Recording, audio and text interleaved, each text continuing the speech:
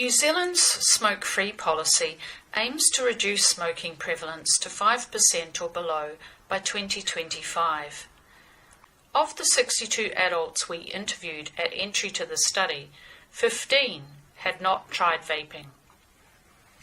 4 groups of reasons for not trying were identified: keen or open to trying vaping, just hadn't got around to it; no need or interest in it; sceptical because of conflicting or bad information about vaping; and against vaping. Mihirangi had friends who vaped and thought she should probably try it. Leanne and Arthur were not at all interested in vaping, and Bled said, "What for? I'm not dissatisfied with my smoking." 5 were sceptical because, as Julie said, there's so much conflicting information on it.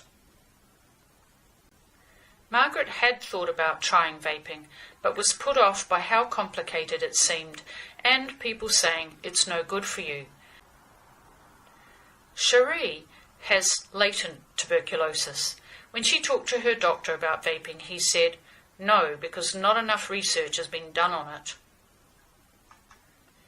Edu believed it's got to be better for you, otherwise the government wouldn't allow it. But he said, I don't know the chemical situation of it.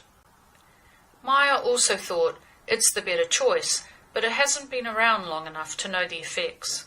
So she chose to stick with smoking. 6 people didn't like vaping or expressed strong negative opinions on it. Like Maya, Keith thought vaping was as bad as smoking and that vapes were stupid. Tui didn't like vaping. Edward wasn't interested at all. He couldn't see the point of vaping because, like smoking, it still delivered nicotine. Henry thought vaping was expensive and a waste of money.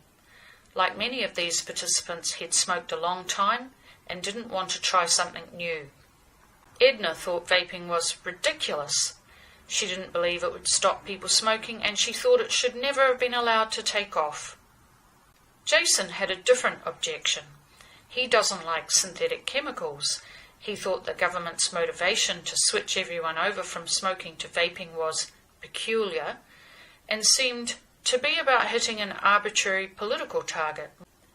During the next year and a half, one of these 15 participants, Jason, stopped smoking. Only 2 of the rest tried vaping. Mihirangi tried vaping because her kids gave her one for Christmas. 5 months after her first interview, Mihirangi was vaping daily and smoking just a few cigarettes. By contrast, at her first interview, Maya was sceptical of vaping and a staunch smoker. By 9 months later, she had tried vaping, but said it hurt her throat and made her cough. Another 5 months on, and she had not tried vaping again. Being gifted a vape may be a facilitator to try vaping, but not always. To begin with, Henry was appalled by the cost of vaping and not interested. By 6 months after his first interview, he'd been given a vape for his birthday, but he put it in a drawer, and there it stayed.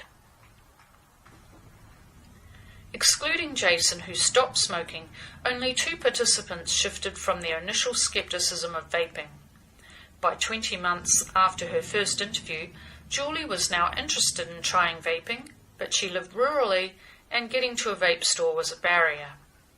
Over the 6 months after first interview, Maya went from scepticism to trying vaping, found it hurt her throat, and following that she went to not interested.